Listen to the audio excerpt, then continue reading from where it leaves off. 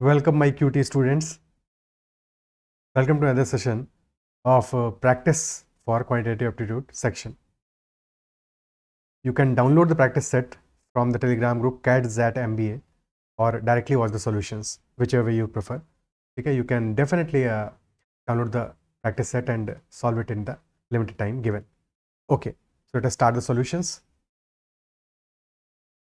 Question 1 is saying the population of Jhumri Talaiya increases by 10% in the first year. It increases by 20% in the second year and the population decreases by 5% in the third year. So what will be the population after 3 years? And if today the population is 10,000.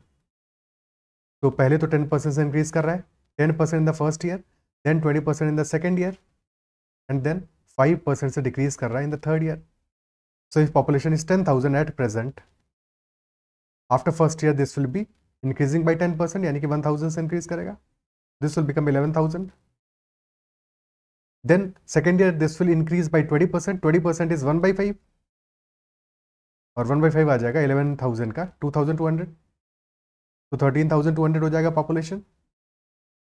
And after second year this is decreasing by 5% और 5% 13,200 का कितना होगा? 10% होगा 1320, 5% होगा 660. अब track करेंगे, ये ध्यान रखना है, डिक्रीज कर रहा है, इंक्रीज नहीं कर रहा है. और 13,200 minus 600 is 12,600 minus 60 12,540. This will be the answer. Option D. यही एक स्टेप में भी कर सकते हैं डायरेक्टली. 10,000 गिवन है हमें और पहले 10% इंक्रीज कर रहा है, यानी कि 11 by 10 हो जाएगा, बिकॉज 10% इज 1 by 10. फिर 20% से इंक्रीज कर रहा है तो 6 by 5 हो जाएगा. एंड देन 5% से डिक्रीज कर रहा है, 1 by 20 है 5%, यानी कि 19 by 20 हो जाएगा, इंटू 19 डिवाइडेड बाई 20. ओके, तो 10 into 5 into 20 that is 1,000. 3 zeros remove हो जाएंगे, तो 10 इंटू 11 इंटू 6 इंटू 19, तो that is 110 into 6 into 19, that is 114. Clear? तो 0 आ गया, फिर 114 का 4 आ गया, 11 बचा, 114 plus 11 that is 125. This will be our answer. Whichever way you prefer, both are excellent ways. दोनों तरीकों से अपना आसानी से काम हो जाने वाला है. दोनों तरीके समझ में आने इसलिए इंपॉर्टेंट है बिकॉज किसी किसी केस में second method will be much more easier in calculation. In some cases the first one will be much more easier in calculation, depends. Okay, next one. Ajay Kesari borrows a sum of rupees 1,200 at the beginning of a year. After 4 months, rupees 1,800 more is borrowed at a rate of interest double the previous one. At the end of the year, the sum of interest on both the loans is rupees 216. So what is the rate of interest per annum applied on rupees 1,200? rupees 1,200 पे एक rate of interest हमने apply किया है और फिर उसके बाद में 4 महीने के बाद में another amount rupees 1,800 has been borrowed. ठीक है, और उस पर रेट ऑफ इंटरेस्ट लग रहा है डबल. ओके, तो स्टार्ट करते हैं. 1,200 रुपीज पे अगर लेटर से x% इंटरेस्ट लग रहा है तो टोटल इंटरेस्ट हो जाएगा 1,200 into x by 100. Isn't it so?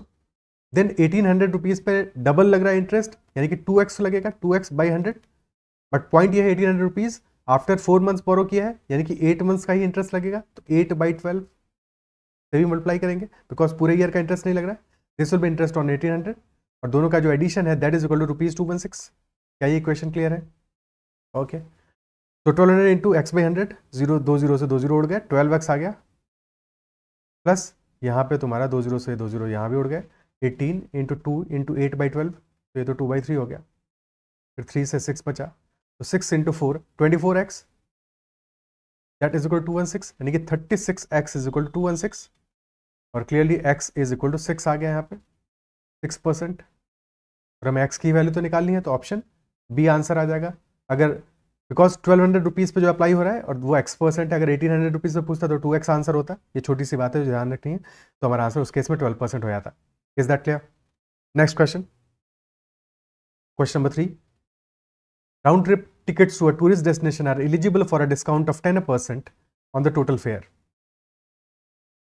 तो राउंड ट्रिप टिकट्स पे there is a discount of 10%. In addition, group of 4 or more get a discount of 5% on the total fare.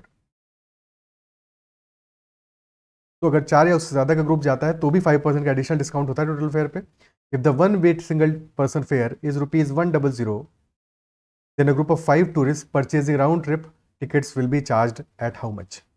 तो अगर कोई भी डिस्काउंट नहीं given होता, 5 टूरिस्ट आर गोइंग और round trip का टिकट है, वन साइड का सिंगल पर्सन का फेयर 100 रुपीज़ है, तो हमारा फेयर होता 100 इंटू 5 बिकॉज ऑफ 5 टूरिस्ट, और क्योंकि राउंड ट्रिप है तो multiplied by 2, this would be total fare, यानी कि 1000 rupees. But then there is a discount of 10% अगर राउंड ट्रिप टिकट कोई लेता है तो क्लियरली यहाँ पे डिस्काउंट आ जाएगा 100 रुपीज़ का। ठीक है, राउंड ट्रिप डिस्काउंट है।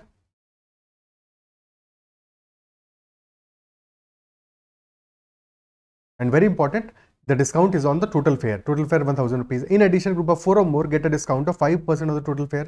अभी जो 5% वाला डिस्काउंट भी है, ये भी टोटल फेयर का डिस्काउंट है। यहाँ पे गलती ये हो सकता है या कंफ्यूजन ये हो सकता है कि तुम सक्सेसिव डिस्काउंट की तरह इसको अप्लाई कर दो, बट दोनों ही डिस्काउंट हमारे टोटल फेयर पे हैं, यानी कि जो स्टार्टिंग वैल्यू 1000 रुपीज़ का है, दोनों ही डिस्काउंट हमें उस वैल्यू पे ही लेने हैं। ऐसा नहीं करना है कि 100 रुपीज़ सब्ट्रैक्ट करने के बाद में 900 पे दूसरा डिस्काउंट ले लो, नहीं, दोनों ही डिस्काउंट हमारे टोटल फेयर पे। तो सेकंड वाला डिस्काउंट 5% का है, 50 रुपीज़ का डिस्काउंट आएगा, that also will be applied on the total fair only. तो हमारा इफेक्टिव रेट आ जाएगा, इफेक्टिव टिकट चार्ज आ जाएगा 850 रुपीज़, ऑप्शन डी।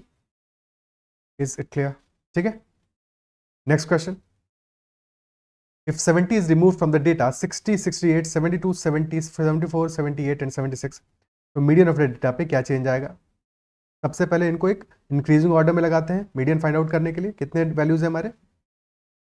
7 वैल्यूज हैं, तो जो मिडिल वैल्यू होगा वो हमारा मीडियन होगा 60, 68, देन 70, 72, 74, 76 एंड 78। तो मिडिल वैल्यू हमारा आ रहा है 72 in this case, this is the median. Starting में तो यही मीडियन है। अब लेकिन क्या हम कर रहे हैं, 70 को रिमूव कर रहे हैं इस डेटा में से, तो डेटा में सिर्फ 6 ही पॉइंट्स रह जाएंगे, 60, 68, 70 नहीं रहेगा, 72, 74, 76 एंड 78। तो अब क्लियरली मिडिल वैल्यू हमारा आ रहा है 72 और 74 के बीच में, तो मीडियन हमारा इनका एवरेज हो जाएगा 72 plus 74 divided by 2 which is 73। तो new median is 73 which is 1 higher than the initial median. Option A will be the answer. Is it clear? ठीक है, next question, question number 5, what is the difference between simple interest on a principal of rupees 12,000 at 11% per annum for 3 years and compound interest calculated on the same principal at 10% per annum for 3 years? तो simple interest कितना आएगा? 11% पर annum for 3 years, तो 11% into 3, simple interest will be 33%। और compound interest आ रहा है 10% पे 3 years का, ठीक है, 10% पे 3 years का कितना वैल्यू आएगा, यानी कि 10 से 11 3 टाइम्स हो रहा है, 10% यानी कि 11/10, इजंट इट सो? तो इफेक्टिवली हमारा जो परसेंटेज आ जाएगा दैट विल बी 33.1%। 10% के लिए तो पता होना चाहिए कि 3 years में 33.1% का इंटरेस्ट रेट होगा, अदरवाइज डायरेक्टली देख लोगे आप मल्टीप्लाई करके। 1000 से हमारा अमाउंट हो रहा है 1331, तो 331 का चेंज आ रहा है, यानी कि 33.1% का कंपाउंड इंटरेस्ट आ रहा है और 33% सिंपल इंटरेस्ट है, तो डिफरेंस आ रहा है हमारा 0.1% का। और 12,000 का 1% होगा 120, डिवाइड बाई 100 कर दोगे, 1% 120 होगा, 0.1% आ जाएगा ₹12। तो answer will be none of these, ₹12 is the answer. Okay, गलती क्या अवॉइड करनी है यहाँ पे कि तुमने 1% को ही मार्क कर दिया, ₹120 को ही मार्क कर दिया, तो कैलकुलेशन प्रॉपरली करो। छोटी सी बात है, 1% निकालो, डिवाइड बाई 100 करोगे, और फिर 0.1% निकालना है, डिवाइड बाई 10 आगे एक बार फिर से करेंगे, और अपनी कैलकुलेशन पे इतना भरोसा रखोगे कि ₹120 को मार्क नहीं करोगे। ठीक है, next question, find the sum of the expression 1 divided by √1 plus √2 plus 1 divided by √2 plus √3 plus 1 divided by √3 plus √4 and so on till 1 divided by √80 plus √81। और इसका सम क्या होगा इस एक्सप्रेशन का, that is what the question is asking. अब हर एक case में हमें इसको यहाँ पे अगर ऑब्जर्व करो, सारे केसेस में दोनों रूट्स के बीच का डिफरेंस है कितना है, रूट्स के अंदर की वैल्यूज के बीच का डिफरेंस 1 का डिफरेंस है, 1 का डिफरेंस है, यानी कि अगर हम रैशनलाइज कर दें इसको, रूट ऑफ 1 प्लस √2 में अगर रूट ऑफ 2 माइनस √1 को मल्टीप्लाई कर दें न्यूमरेटर डिनोमिनेटर दोनों में ही, तो वैल्यू तो हमारा सेम रहने वाला है, और हमारा डिनोमिनेटर कैंसिल आउट हो जाएगा, यानी कि √1 प्लस √2 इंटू √2 माइनस √1 इफेक्टिवली 2 - 1 हो जाएगा, यानी कि 1 ही आ जाएगा, तो डिनोमिनेटर कुछ भी नहीं बचेगा। क्या ये बात समझ में आ रही है? 1/√1 प्लस √2, अगर हम इसको √2 माइनस √1 से मल्टीप्लाई कर दें, तो न्यूमरेटर में तो आ जाएगा √2 माइनस √1, और डिनोमिनेटर में √2 A plus B into M S B, A square minus B square, यानी कि ये हो जाएगा 2 - 1 विच इज इफेक्टिवली 1 ओनली। और सारे केसेस में यही कहानी होगा, सब में हमारा डिनोमिनेटर तो 1 हो जाएगा, ठीक है। तो न्यूमरेटर में क्या वैल्यूज आएंगी, √2 minus √1 plus √3 minus √2 plus √4 minus √3 and so on till √81 minus √80। तो √2 से √2 कैंसिल आउट हो जाएगा, √3 से √3 कैंसिल आउट हो जाएगा, सिमिलरली √4 से √4 कैंसिल आउट हो जाएगा, और लास्ट में क्या बचेगा हमारा, स्टार्ट में बचेगा -√1 और लास्ट में हमारा √80 भी कैंसिल आउट हो जाएगा, बचेगा √81। तो answer will B √81 minus √1 which is 9 - 1 and hence equal to 8. The answer will be equal to 8. Is that clear? ठीक है। Next question. Question number 7. Among 150 faculty members in an institute, 55 are connected with each other through Facebook and 85 are connected through WhatsApp. 30 faculty members do not have Facebook or WhatsApp accounts. The number of faculty members connected only through Facebook account कितना होगा? अगर 30 faculty members के पास में ना Facebook का account है ना WhatsApp का अकाउंट है, टोटल 150 है, यानी कि 150 माइनस 30, 120 के पास या तो व्हाट्सएप होगा या फिर फेसबुक होगा या दोनों होंगे, ठीक है। और फिर हमें गिवन क्या है 55 are connected through Facebook and 85 are connected through WhatsApp.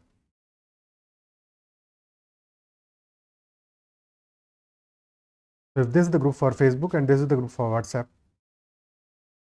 तो 55 आर कनेक्टेड थ्रू फेसबुक और टोटल 120 है जो कि फेसबुक या फिर व्हाट्सएप से कनेक्टेड है। तो अगर 55 हमारे फेसबुक वाले सेट के अंदर है तो क्लियर है उसके बाहर कितने होंगे, 120 माइनस 55। तो 120 माइनस 55 यानी कि दिस वैल्यू विल बी 65, ठीक है। और टोटल व्हाट्सएप का नंबर है 85। तो फेसबुक और व्हाट्सएप दोनों चलाने वाले होंगे 20, दोनों का एक्सेस 20 लोगों के पास होगा, तो क्लियरली 35 होंगे जो कि ओनली फेसबुक चला रहे होंगे। Option A will be the answer. Is that clear?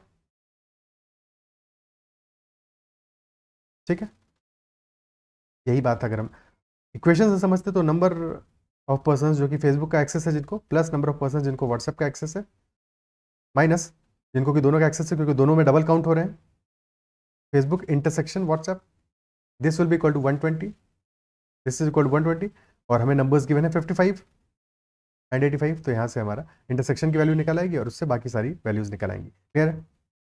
Next question, question number 8, if fx is equal to 2x to the power 7 plus 3x minus 5, then which of the following is a factor of fx? fx का factor क्या होगा? That is what the question is asking. Okay. तो fx हमें given है, ऐसे question में सबसे आसान तरीका क्या है, इनफैक्ट वही जो हमें प्रोसेस करना है कि जो भी वैल्यूज हमें गिवन है सारे के सारे, जैसे x - 1 अगर फैक्टर होगा तो x इज इक्वल टू 1 पे fx को 0 होना पड़ेगा। अगर fx 0 हुआ x इक्वल टू 1 पे, दैट इंप्लाइज कि x - 1 इज अ फैक्टर। अगर नहीं हुआ तो x - 1 will not be a factor, ठीक है। अगर नॉट इक्वल टू 0 हुआ then x - 1 is not a factor. तो बस इतना ही चेक करना है।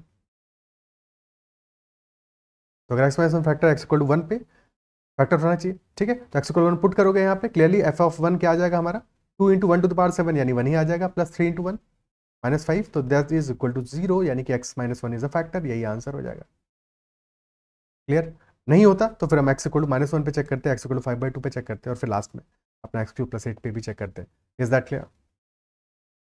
Next, question number 9. A cube is built using 64 cubic blocks of side 1 unit. After it is built, 1 cubic block is removed from every corner of the cube, resulting surface area of the body in square units after the removal कितना होगा? Okay. So initially कितना होगा surface area?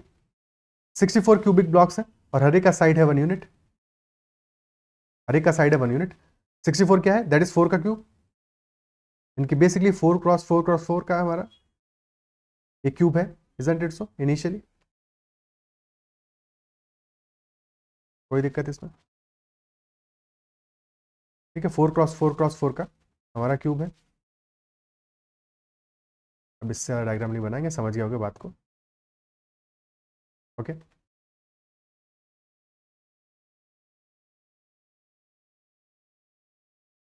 अब इसमें हमने किया क्या है कि जो भी साइड के क्यूब्स हैं, कॉर्नर के क्यूब्स हैं, साइड बोले कॉर्नर के जो क्यूब्स हैं, ठीक है, कितने कॉर्नर्स होंगे एक क्यूब में? टोटल 8 कॉर्नर्स होंगे, 8 कॉर्नर्स होंगे।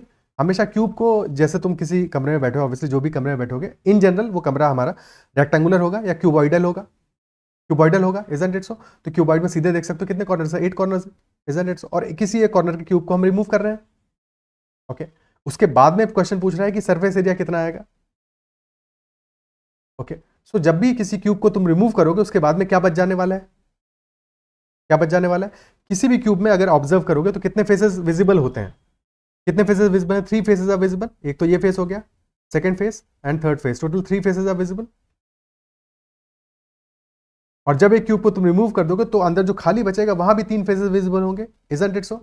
तो एज सच क्या सरफेस एरिया पे कोई फर्क पड़ेगा? क्या सरफेस एरिया का कुछ भी चेंज आएगा? कुछ भी चेंज नहीं आने वाला है। पहले भी 3 फेसेस विजिबल थे, बाद में भी 3 फेसेस विजिबल है, सेम सरफेस एरिया रहेगा even after the removal of the cube from the corners, isn't it so? Is that clear? Okay. अगर कंफ्यूजन हो रहा है तो देखो, तुमको ऐसे समझो कि लेट अस से हमने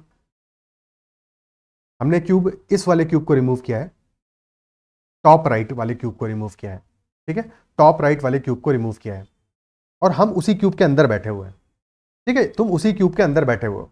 नाउ इमेजिन अबाउट इट, अगर तुम उस क्यूब के अंदर बैठे हो, टॉप राइट वाला है, यानी कि पीछे की तरफ वाला एरिया एक्सपोज्ड है, बाहर की तरफ है कि नहीं? पीछे से तुम्हें बाहर दिख सकता है, तुम क्यूब के अंदर बैठे हुए, ऊपर वाला एरिया एक्सपोज्ड है और राइट हैंड साइड वाला एरिया एक्सपोज्ड है। ये 3 फेसेस हैं जो कि एक्सपोज्ड हैं। अब तुम क्यूब के अंदर बैठे हो, अब वो क्यूब रिमूव किया जा रहा है, ठीक है। जब उस क्यूब को रिमूव किया जा रहा है तो फिर अब तुम्हें नीचे वाले फेसेस कौन से दिखेंगे जो बच रहे होंगे? तुम्हारे सामने वाला, isn't it so? Left hand side वाला और बॉटम वाला। तो अल्टीमेटली 3 फेसेस जो पहले एक्सपोज थे वो अब नहीं दिखेंगे, बट उनकी जगह पे जो दूसरे 3 फेसेस दिखेंगे, सरफेस एरिया तो उनका भी सेम ही होगा। तो ऐसा कोई चेंज नहीं आने वाला है, ठीक है। तो हम क्लियरली क्या करेंगे, क्यूब का सरफेस एरिया निकाल लेते हैं, वही हमारा एक्चुअल में आंसर होगा। और क्यूब का सरफेस एरिया क्या होगा, 6 टाइम्स एक साइड का स्क्वायर, 6a स्क्वायर, यानी कि 6 into 4 into 4, that is 6 into 16 which is equal to 96। Option D is the answer. Clear? Next question, question number 10. If 42 persons consume 144 kilograms of wheat in 15 days, then in how many days will 30 persons consume 48 kilograms of wheat? This is similar as, यहाँ पे क्या हो रहा है, work different है या consumption different है दोनों केसेस में, क्योंकि number of persons, number of days is also different. तो m1d1h1 upon w1 is equal to m2d2h2 upon w2 वाला फॉर्मूला यूज करेंगे यहाँ पे स्ट्रेट अवे, ठीक है। तो 42 पर्संस 15 डेज में कितना कंज्यूम कर ले रहे हैं, 144 kg। This is like work, है कि नहीं, कंजम्पशन का। और सेकंड केस में है नंबर ऑफ डेज निकालने हैं हमको, जबकि 30 पर्संस गिवन है, तो लेट अस से d डेज लगेंगे, 30 into D divide by 48। Solve कर लो, 48 से 3 टाइम्स जाएगा, 3 से 5 टाइम्स जाएगा, 5 से 6 और 6 से बचा 7, तो d इज इक्वल टू 7 आ जाएगा, ऑप्शन डी। इजी क्वेश्चन है कि नहीं? ठीक है, अगला सवाल, next question, question number 11। A contractor undertook to finish a certain work in 124 days. 124 days में उसको वर्क फिनिश करना था। उसने क्या किया, एम्प्लॉय किए 120 मैन, ये सोच के कि 120 मैन कंप्लीट कर देंगे 124 डेज में। बट हुआ क्या, after 64 days he found out that he had already done 2/3 of the work. तो डेज तो 64 ही हुए हैं, बट उसका काम 2/3 कंप्लीट हो गया, तो अहेड ऑफ द शेड्यूल चल रहा है वो। तो इतने सारे लोगों का वेज क्यों पे करेगा अननेसेसरली, ठीक है ना। ज़्यादा लोग उसने एम्प्लॉय कर लिए हैं, खर्चा बचाएगा अपना, प्रॉफिट को बढ़ाएगा, तो क्या करेगा वो, the number of man he can discharge now so that the work may finish on time. तो वर्क को टाइम पे फिनिश करना है, कितने आदमियों को डिस्चार्ज कर देगा तब भी उसका काम चल जाएगा, that is what the question is asking. तो 64 डेज में हमारा इफेक्टिवली 2/3 वर्क कंप्लीट हो चुका है। और कितनों ने कंप्लीट किया है, 120 मैन ने कंप्लीट किया है। और अब डेज कितने बचे हैं, टोटल 124 थे, तो 60 डेज रिमेनिंग है। काम करना है 1/3 और नंबर ऑफ मैन निकाल लेंगे कि एक्स मैन लेटेस्ट से कंप्लीट कर देंगे इस काम को। अगेन m1d1h1 वाला फॉर्मूला अप्लाई करेंगे, पहले वाले केस में 64 मैन है, ठीक है, और सॉरी 64 डेज में 120 मैन वर्क कंप्लीट कर रहे हैं, और वर्क है 2/3 जो कि हुआ। सेकंड वाले केस में हमें करना है complete 1/3 work, number of man latest से x है और नंबर ऑफ डेज है 60। इक्वेट कर दो, 2 टाइम्स गया, 2 से 60 बचा, 60 से 60 कैंसिल आउट हो गया, यानी कि x इक्वल टू 64 आ गया, ठीक है। अब यहाँ पे ध्यान क्या रखना है, ये जो x हमारा है ये क्या है, these are number of man required. क्वेश्चन में नंबर ऑफ मैन रिक्वायर्ड नहीं पूछ रहा है, क्वेश्चन ने पूछा है नंबर ऑफ मैन जिनको कि डिस्चार्ज करना है, जिनको रिमूव कर देना है, क्योंकि उनसे कम में काम हो जाएगा। तो टोटल 120 है, 64 मैन आर सफिशियंट, तो हमें 56 मैन को डिस्चार्ज कर देना है, रिमूव कर देना है। आंसर ऑप्शन बी होगा, सी नहीं होगा। क्लियर? ठीक है। Next question. A test has two types of questions. Multiple choice questions types are worth 3 marks per question, and essay question types are worth 11 marks per question. So if the test contains questions of 100 marks in total, then which of the following can be number of multiple choice questions in the test? तो 3 marks से कुछ questions है, let us say x questions है, 11 marks से कुछ questions है, let us say y questions है, और total marks given है टेस्ट के 100. 3x plus 11y is equal to 100. Equation बन गई हमारी सिंपल से. ठीक है, 3x plus 11y is equal to 100. अब कोई एक सॉल्यूशन इसका निकाल लेते हैं. अगर हम 11 9 ज़ा 99 के बाद तो 1 बचता है, 11 8 ज़ा 88 प्लस 12, हाँ 12 हमारा 3 का मल्टीपल है. ठीक है, तो ये 8 अगर y इक्वल टू 8 रख दें तो x इक्वल टू 4 आ जाएगा. ठीक है, या तो ऐसे डायरेक्टली देख लो, अदरवाइज तुम ऐसे देख सकते हो इसको, 11y is equal to 100 minus 3x, तो y आ जाएगा 100 माइनस 3x बाई 11.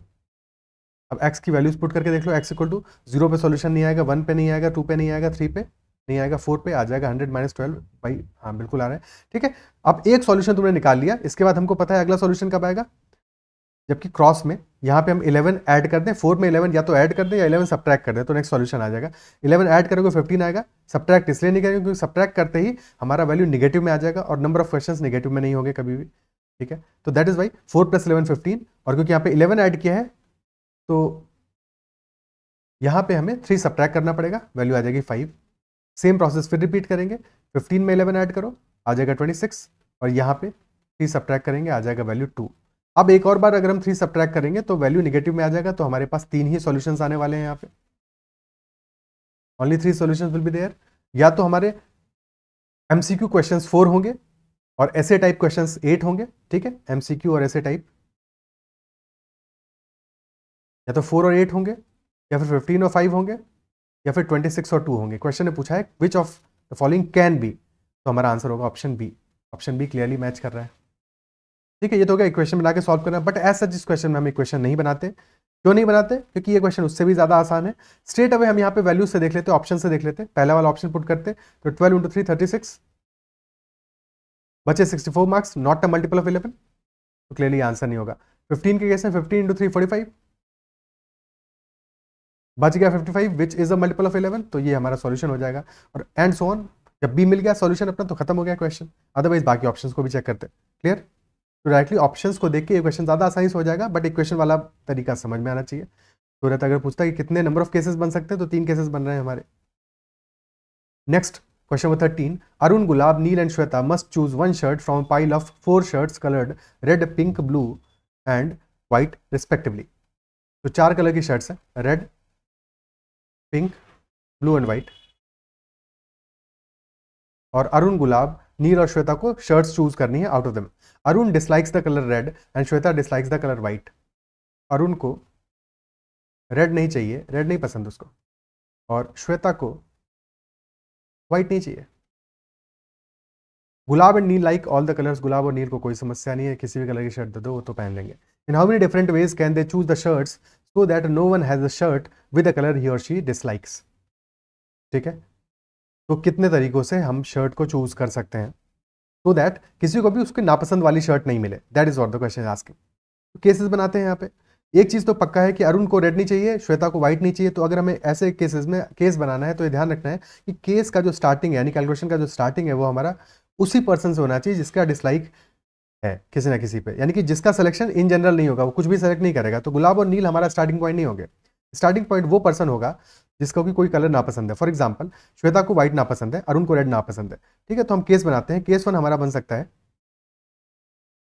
जबकि अरुण को रेड नहीं चाहिए, तो अरुण को रेड के अलावा कोई भी कलर दे सकते हैं, व्हाइट दे सकते हैं, पिंक दे सकते हैं, या ब्लू दे सकते हैं. तो अगर अरुण पिंक या फिर ब्लू लेगा,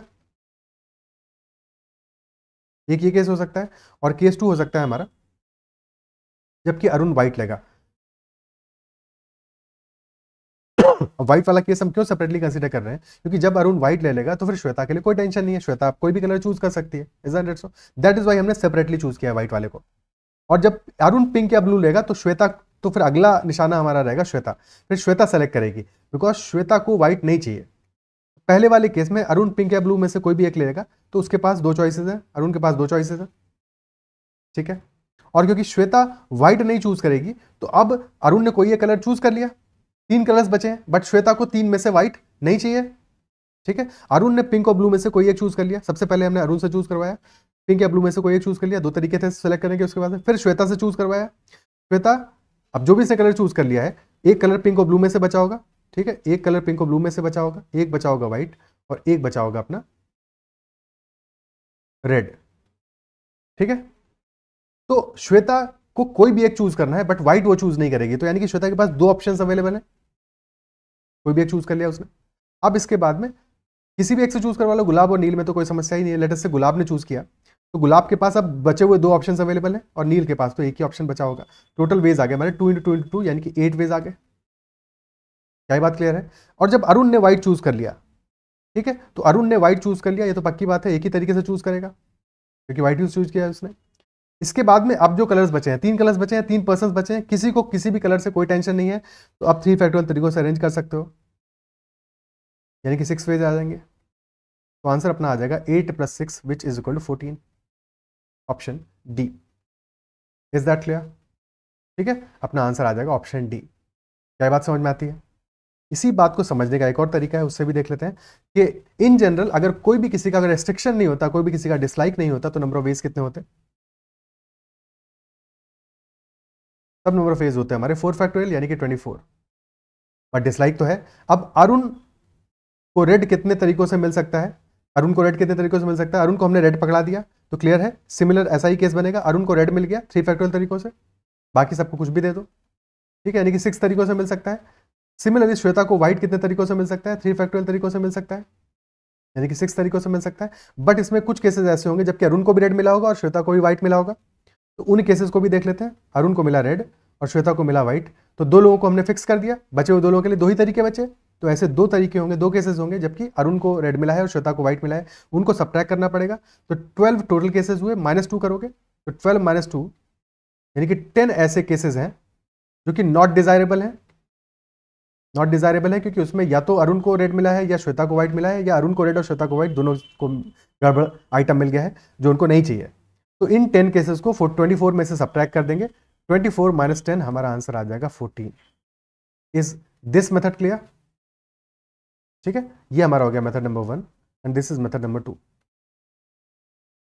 okay, basically method number 2 is much easier isn't it so? समझ में आता है? क्लियर है? बट मेथड नंबर 1 भी पता होना चाहिए, समझ में आना चाहिए, डिपेंड करता है केसेस पे कि कौन से केस में हमारा कौन सा क्वेश्चन, अब कौन सा मेथड ज़्यादा अप्रोप्रिएट हो गया, दोनों ही अप्रोप्रिएट होंगे, कोई भी एक अप्लाई करके सॉल्व कर लेंगे। Next question, question number 14, there are 3 red socks, 4 green socks and 3 blue socks, you have to choose 2 socks, question is asking the probability that they are of the same colour. जो 2 socks तुमने choose किए हैं वो same colour के होने चाहिए। तो probability of any event is number of favourable cases divided by number of total cases, number of total cases. तो यहाँ पे टोटल केसेस कितने आने वाले हैं? 10 में से कोई भी 2 सॉक्स चूज कर लो, 10C2, this will B total cases. और हमें क्या चाहिए? प्रेफरेबल केसेस क्या है? जबकि दोनों के दोनों सॉक्स हमारे सेम कलर के हों, यानी कि या तो दोनों के दोनों ग्रीन हो, या तो दोनों रेड हो, या दोनों ब्लू हो। तो अगर दोनों ही रेड होंगे तो 3C2, 3 में से 2 चूज करने हैं, दोनों ही ग्रीन होंगे तो 4C2, 4 में से 2 चूज करने हैं, और दोनों ही ब्लू होंगे तो 3C2 again. 3C2 is 3, 4C2 is 6, 3C2 is 3, 3 + 6 + 3 divide by 10C2 is 10 × 9/2 45। So this is 12/45 यानी कि 4/15, so that will be our answer, 4/15 in this question. Clear? Okay. Question number 15, find the smallest number y such that y multiplied by 162 is a perfect cube. y को जब 162 से multiply करें तो perfect cube बन जाए हमारा। 162 को factorise करो सबसे पहले, दिस इज 2 × 81 यानी कि 2 to the power 1 × 3 to the power 4। और अगर परफेक्ट क्यूब चाहिए तो सारी की सारी पावर्स हमारी 3 का मल्टीपल होनी चाहिए, power should be a multiple of 3। तो अगर 2 की पावर 1 आ रही है, अगर हम यहाँ पे 2 की पावर 2 से मल्टीप्लाई कर दें तो टोटल हमारा 2 का क्यूब आ जाएगा। सिमिलरली 3 की पावर 4 आ रही है, तो अगर हम 3 की पावर 2 से मल्टीप्लाई कर दें तो 3 to the power 6 हो जाएगा। तो हमारा ये परफेक्ट क्यूब बन जाएगा, 2 की पावर 1 और 3 की पावर 2 का होल क्यूब। यानी कि किस नंबर से मल्टीप्लाई कर रहे हैं हम इसमें? 2 का स्क्वायर विच इज 4 × 3 का स्क्वायर 9, 36 से मल्टीप्लाई करना पड़ेगा। That is the smallest number जिससे मल्टीप्लाई करने पे काम हो जाएगा। क्लियर? ओके।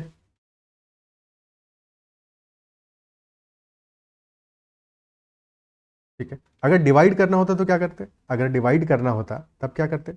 2 की पावर 1 है, 3 की पावर 4 है, और अगर हम 2 की पावर 1 से डिवाइड कर दें तो 2 की पावर 1 तो खत्म हो जाएगी, तो 2 की पावर खत्म हो गई। और सिमिलरली 3 की पावर 1 से भी डिवाइड कर दोगे तो 3 की पावर क्यूब बचेगी, यानी परफेक्ट क्यूब हो जाएगा। तो उस केस में 6 से डिवाइड कर देते तो भी हमारा काम बन जाता।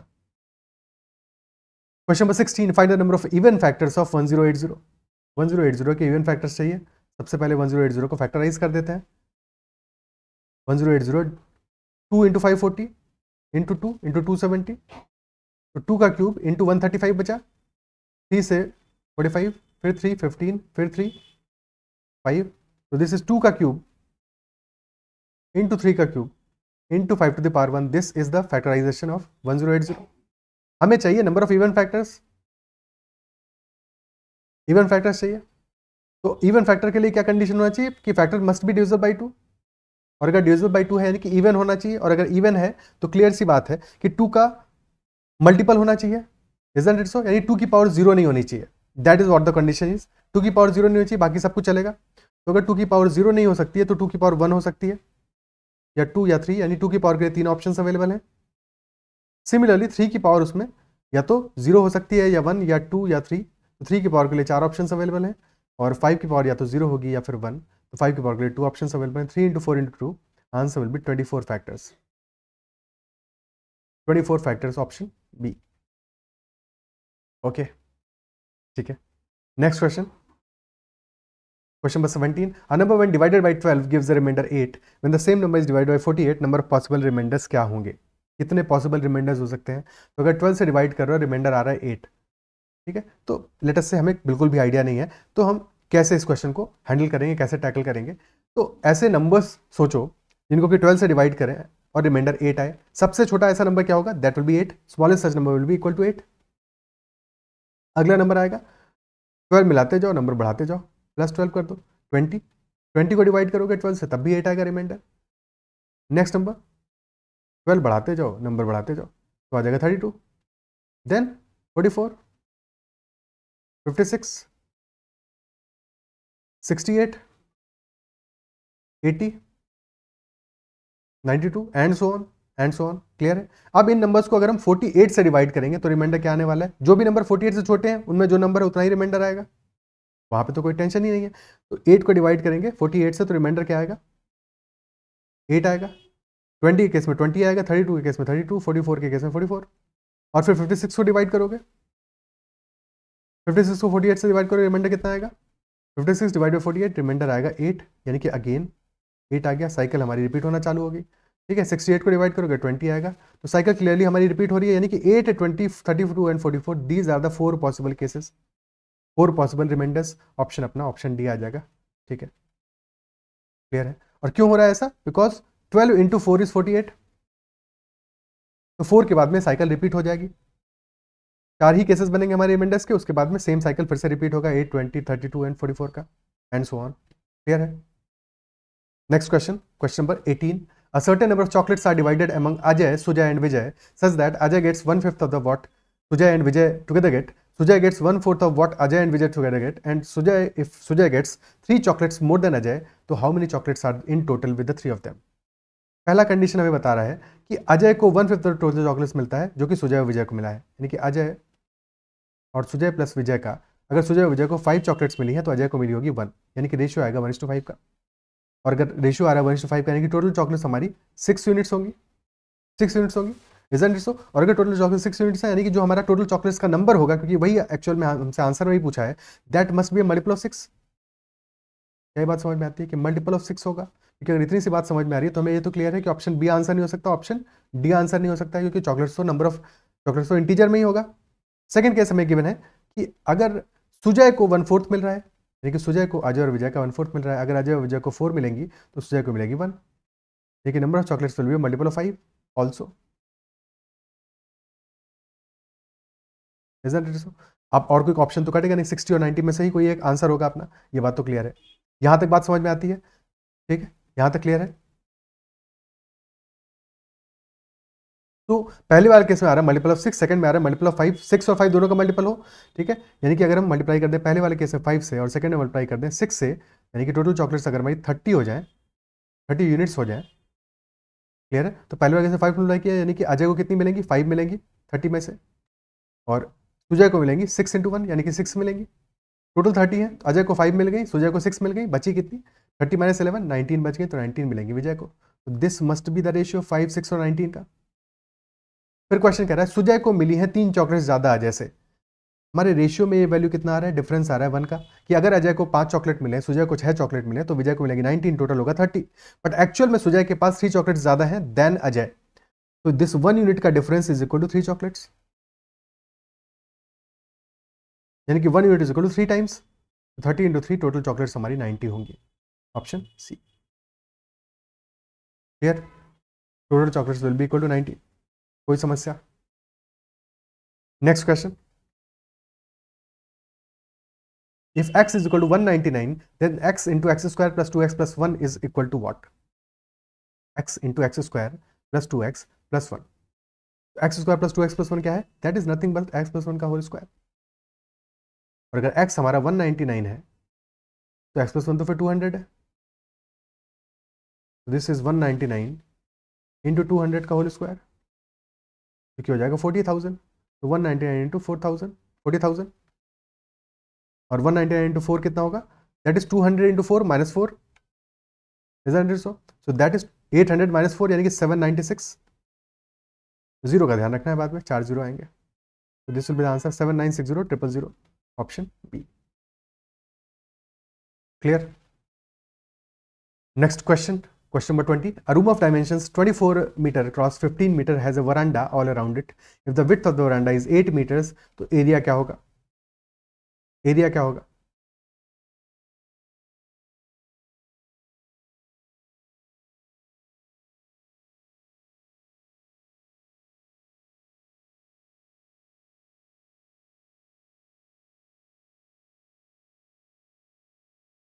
तो one side is 24, one side is 15, और वरांडा का विड्थ हमें दिया है 8, this must be equal to 8 on all 4 sides.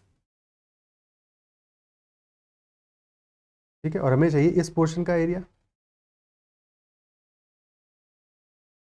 तो आउटर रेक्टेंगल में से इनर रेक्टेंगल का एरिया सब्ट्रैक्ट कर दो। आउटर रेक्टेंगल का डायमेंशन क्या होगा, इफ दिस इज 15 तो दिस विल बी 15 + 8 + 8 है कि नहीं, यानी 15 + 16 that is 31। Similarly this will be 24 + 8 + 8 24 + 16 यानी कि 40। तो एरिया आ जाएगा हमारा, रिक्वायर्ड एरिया आ जाएगा 40 × 31 minus inner rectangle that is 24 × 15। So this value will be 1240 minus 240 plus 120 यानी minus 360, 1000 minus 120 that is 880 meter square, 880 meter square। Clear है? ओके। और directly अगर ये वैल्यू हमें निकालना है तो यहाँ पे देखो क्या चीज़ें आ रही है हमारी, एक second,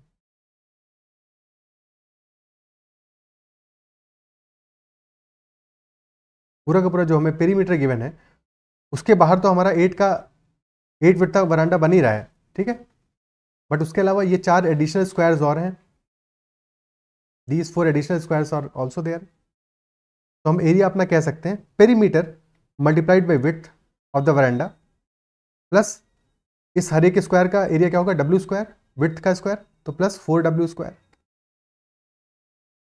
this will be area. ठीक है, तो डायरेक्टली भी निकाल सकते हैं, पेरीमीटर कितना आएगा 24 + 15 × 2,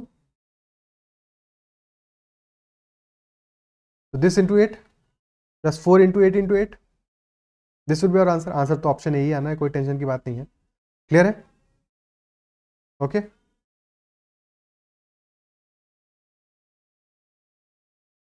next question, in 2 alloys ratio of gold to silver are 4:2, 4:5 and 7:2 by weight.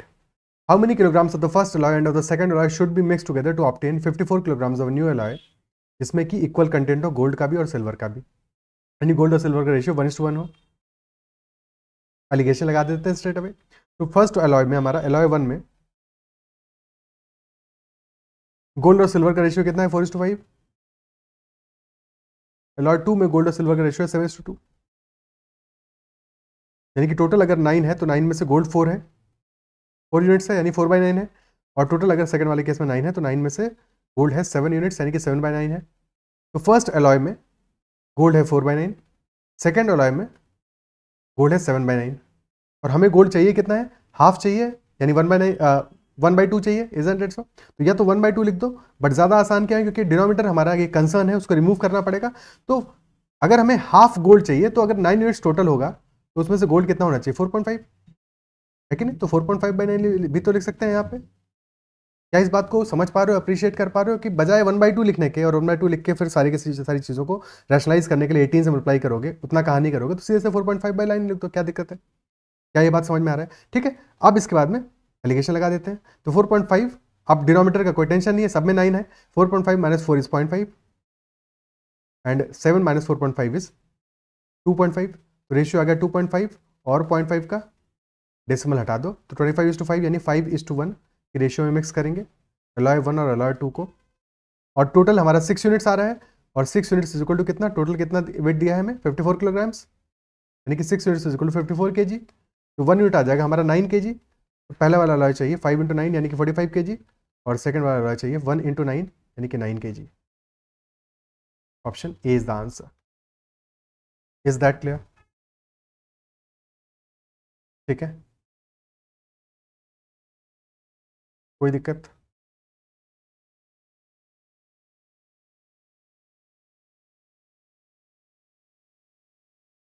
अच्छा, इसी को ऐसे भी कर सकते थे, क्योंकि ऑलरेडी हमें इक्वल तो दिया ही हुआ है यहाँ पे। A1 में हमारा है गोल्ड और सिल्वर 4/5, A2 में है 7/2, तो टोटल टोटल तो इक्वल आ रहा है, कंपेरेबल है ऑलरेडी। ठीक है, तो अगर हम लेटेस्ट से पहला वाला अलॉय x यूनिट्स ले रहे हैं, दूसरा y यूनिट्स ले रहे हैं, तो इफेक्टिवली क्या आएगा, गोल्ड कितना हो जाएगा हमारा 4x + 7y, सिल्वर हो जाएगा 5x + 2y, और क्योंकि ये दोनों इक्वल होने हैं तो इक्वल कर दो इनको। अगर इक्वल नहीं होते तो कोई रेशियो होता तो उस रेशियो में वैल्यूज को लिख देते। ठीक है, अब स्टेट अवे हमारा 5x - 4x आ जाएगा x, 7y - 2y आ जाएगा 5y, तो 5y is equal to x, यानी कि x/y इज 5/1। तो डायरेक्टली ऐसे भी कर सकते हो, बिल्कुल सिंपल है, क्योंकि ये वैल्यूज, अदरवाइज एलिगेशन ज़्यादा बेटर ऑप्शन होता है। Question number 22, a tower is 150 meters high, its shadow when the sun's altitude is 45 degrees as compared to its shadow when the sun's altitude is 30 degrees, में difference कितना होगा? 150 metres का है, 110 metres का difference है, 100 metres का difference है, या कि सेम रहेगा? सेम तो नहीं रहेगा डेफिनेटली। तो टावर हमारा 150 मीटर्स हाइट है, और फर्स्ट केस में सन का एल्टीट्यूड है 45 डिग्रीज का। ठीक है, और सेकेंड वाले केस में सन का एल्टीट्यूड है 30 डिग्रीज का, यानी कि एल्टीट्यूड यानी कि सन हमारा 45 डिग्रीज पे है पहले वाले केस में। तो शेडो हमारा, this will be the length of the shadow, और 45 डिग्रीज में हमें पता है, क्योंकि ये this is right angle triangle, this angle is 45 degree, this angle is also 45 degree. तो shadow will be equal to height of the tower, यानी 150 metres ही रहेगा। और सेकंड वाले केस में because altitude is 30 degrees,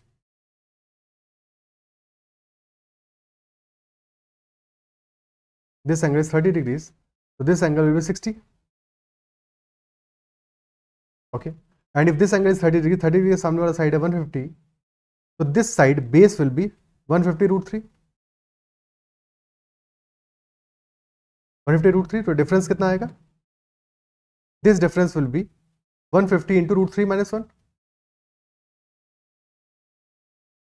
by 150√3 - 150। ठीक है, और √3 होता है हमारा 1.732 ऑलमोस्ट, तो दिस इज 150 into 0.732, और 0.732 is almost, this is almost 3/4, 3/4 के आसपास की वैल्यू है। 3/4 होता है 0.75, तो 0.75 के आसपास की वैल्यू, तो डायरेक्टली 150 इंटू, अप्रॉक्सीमेटली कह सकते हैं इसको 150 इंटू 3/4, यानी कि 450/4, रफली ये वैल्यू 110 मीटर के आसपास आ रहा है। क्लियरली 110 मीटर ज़्यादा है, option C is the answer. Clear? ठीक है, और ये अप्रॉक्सीमेटली है, एग्जैक्ट वैल्यू नहीं है, ध्यान रखना है एग्जैक्ट वैल्यू, क्योंकि यहाँ पे 450/4 तुम देख रहे हो, एक्चुअल में ये 110 से ज़्यादा आ रहा है, बिकॉज हमने 0.73 को 0.75 कर दिया है, तो एक्चुअल आंसर हमारा 110 के आसपास ही आएगा। क्लियर है? ठीक है, next question, fresh fruit contains 68% water and dry fruit contains 20% water. How much dry fruit will be obtained from the 100 kg of fresh fruits? तो फ्रेश फ्रूट्स में 68% वाटर है, तो बचा क्या? बचता है पल्प, पल्प होगा 32%। और वही ड्राई फ्रूट की बात करें तो ड्राई फ्रूट में 20% वाटर है, तो pulp will be 80%। And we know कि फ्रेश फ्रूट से ड्राई फ्रूट में जब हम कन्वर्ट कर रहे हैं या सुखा रहे हैं तो अल्टीमेटली क्या सूख रहा है, क्या चीज़ ड्राई अप हो रहा है, ड्राई हो रहा है वाटर। पल्प तो सेम ही रह रहा है दोनों केसेस में, इजंट इट सो? तो पल्प में तो कोई चेंज नहीं आएगा। तो अगर फ्रेश फ्रूट हमारा गिवन है 100 kgs, ठीक है, तो 100 kgs में पल्प कितना होगा? 32% ऑफ 100 kg। फ्रेश फ्रूट में तो इतना ही पल्प होगा और पल्प की क्वांटिटी तो सेम ही रहेगी। तो सेकंड केस में जब हम फ्रूट को ड्राई कर रहे हैं तो 80% पल्प होगा, तो that will be equal to 80% of let us say WkG। WkG हमारा ड्राई फ्रूट बन रहा है, यहाँ से W की वैल्यू निकल आएगी, तो W will be equal to 32 into 100/80, 5/4, 8 into 5, यानी कि W will be equal to 40 kgs। Option C is the answer. Clear है?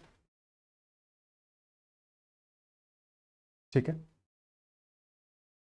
और यहाँ पे एक चीज़ और है जो समझ सकते हैं डायरेक्टली, जो मैं बार बार अप्लाई करता हूँ और तुम्हें भी समझ में आएगा कि 32/80 हमने कर दिया, 32/80 will be equal to W/100। ठीक है, यानी स्ट्रेट अवे हम कह सकते हैं कि अगर पल्प हमारा 32 से 80 हो जा रहा है, यानी कि 2 यूनिट से 5 यूनिट हो जा रहा है पल्प हमारा, तो जो टोटल वेट होगा वो 5 यूनिट से 2 यूनिट हो जा रहा होगा। और 5 यूनिट की वैल्यू हमें गिवन है 100 kg, तो 2 यूनिट की वैल्यू हो जाएगी कितनी? 1 यूनिट है 20, तो 2 यूनिट हो जाएगा 2 × 20 यानी कि 40 kg। तो बजाय इतना कैलकुलेशन करने के हम सीधे सीधे वैल्यू निकाल लेंगे 40। Is that clear? ठीक है। Next question, a train 135 meters long is running with a speed of 49 km/h. In what time will it pass a man who is walking at 5 km/h in the direction opposite to that of train? तो train जिस direction में जा रही है, person उसके opposite जा रहा है, और क्योंकि दोनों एक दूसरे के ऑपोजिट जा रहे हैं तो दोनों की स्पीड्स को हमें ऐड अप करना पड़ेगा। ट्रेन की स्पीड है 49, पर्सन की स्पीड है 5, तो 49 + 5 यानी कि हो गया 54 km/h। और मीटर पर सेकंड में क्या आएगा? मल्टीप्लाई कर दो 5/18 से, तो दिस विल बी 15 मीटर पर सेकंड। और ट्रेन को क्रॉस करने में कितना टाइम लगेगा? ठीक है, कितने टाइम में क्रॉस करेगी? जितने टाइम में अपनी लेंथ को क्रॉस कर देगी, तो टाइम टेकन विल बी 135/15,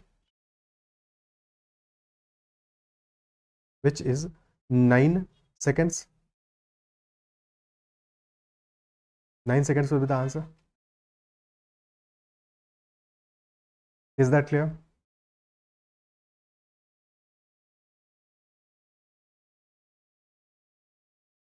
अभी 2 दिन पहले की न्यूज़ है ट्रेन की। एक ड्राइवर ट्रेन से चाय पीने के लिए उतरा और ट्रेन फिर अपना सफ़र पे खुद ही चल दी अकेले, और 100 किलोमीटर तक 80 to 90 किलोमीटर अराउंड ट्रैवल करती रही। ठीक है, ड्राइवरलेस ट्रेन। अगला क्वेश्चन करते हैं, question number 25। Persons A, B and C can complete a job individually in 12 days, 24 days and 30 days respectively. After 1/16 of the job was completed, C left the job. The rest of the job was completed by A and B together. How much time was taken by A and B to finish the remaining job? तो A, B और C एक job को कर रहे हैं 12 days में, 24 days में और 30 डेज में।